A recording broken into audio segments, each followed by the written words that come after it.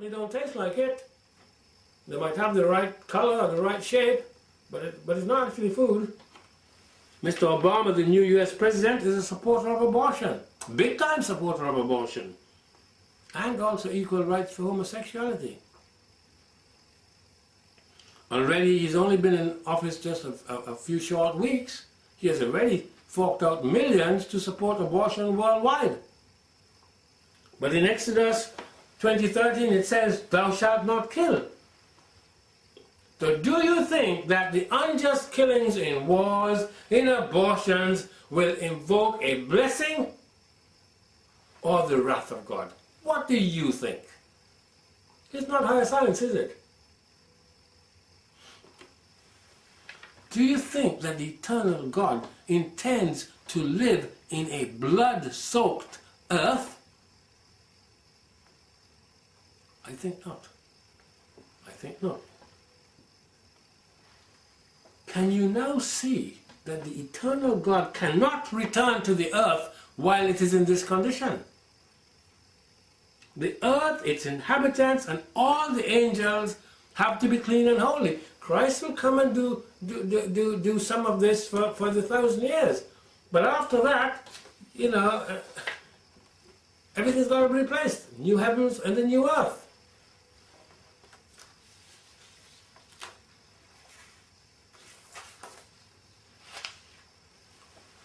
You know, we've got a piece of music. The piece of music that introduces our videos is called New Heavens and the New Earth.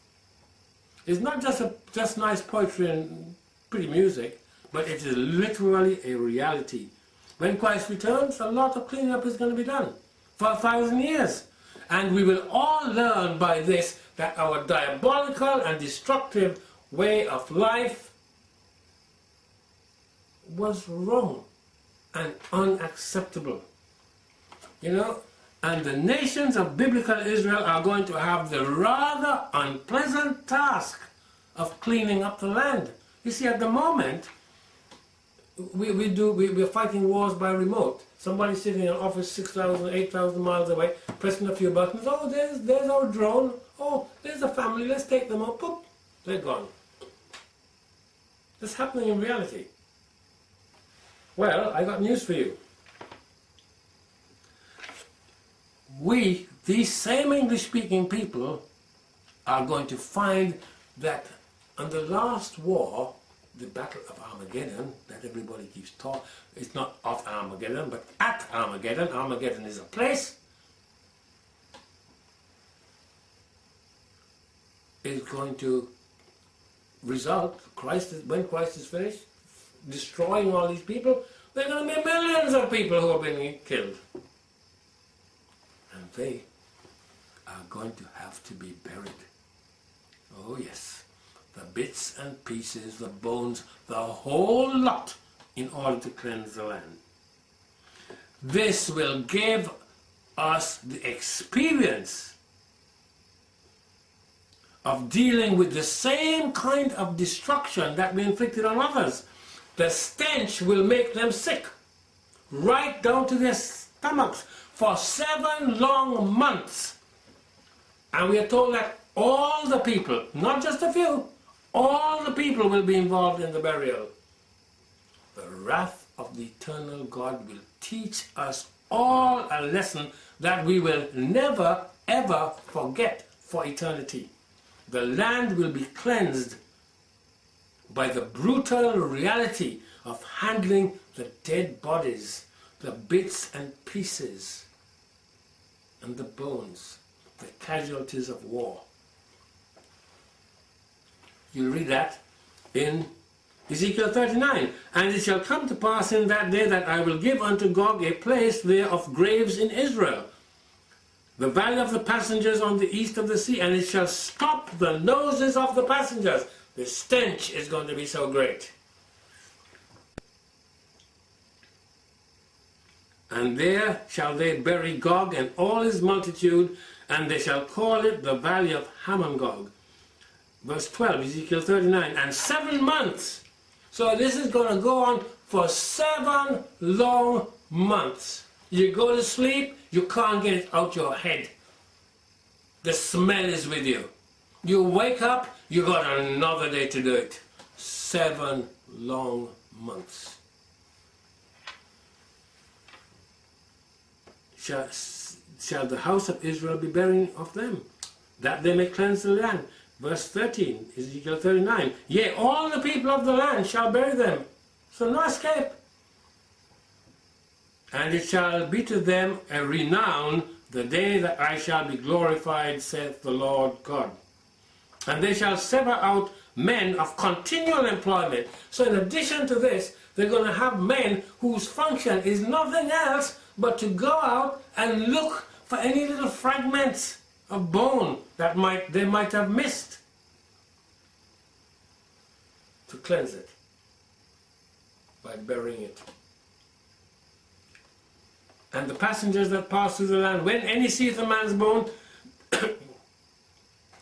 then shall he set up a sign by it till the buriers have buried it in the valley of Ham Gog.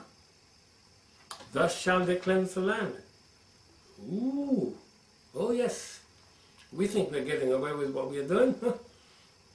Hey, we're going into captivity, and then after that, we can have this massive cleanup job. We're not going to love any bit of this, I tell you. We need to understand that when Satan, whom the vast majority of the earth serves, when we will be given into his hands, that is not good news. He does not treat those who serve him any better than anyone else. He just kills. That's his business. When you see the basest of men leading the government and the churches, they're blatantly lying and orchestrating murder. You know who they're serving. John 8:44. Ye are of your father the devil, and the lusts of your father ye will do. He was a murderer from the beginning, and abode not in the truth, because there's no truth in him. So he lies and he kills. How many times have I said it? They're brothers. They go together, hand in hand. When you see people lying, oh, they'll be quite happy to kill. Serious. He says, because there's no truth in him. When he speaketh a lie, he speaketh of his own, for he is a liar and the father of it. You know, Satan doesn't know the full story. He really doesn't. But he does know that his time is short. Revelation 12:12. Therefore rejoice, ye heavens, and ye that dwell in them. Woe to the inhabitants of the earth and of the sea. For the devil is come down unto you, having great wrath. And who is he going to put this great wrath on? Us. It says, woe to us. Woe to the inhabitants of the earth. No rapture. Trust me, no rapture. Because he knows that he has a short time. Now when the wrath of Satan is finished, you think the people are turning to God? Of course not. They're just as rebellious as they were before. So what happens now? God has to come in with his final broom to clean the whole place up with the wrath of God. That's Revelation 6, 8 and 9. And that's going to be worldwide.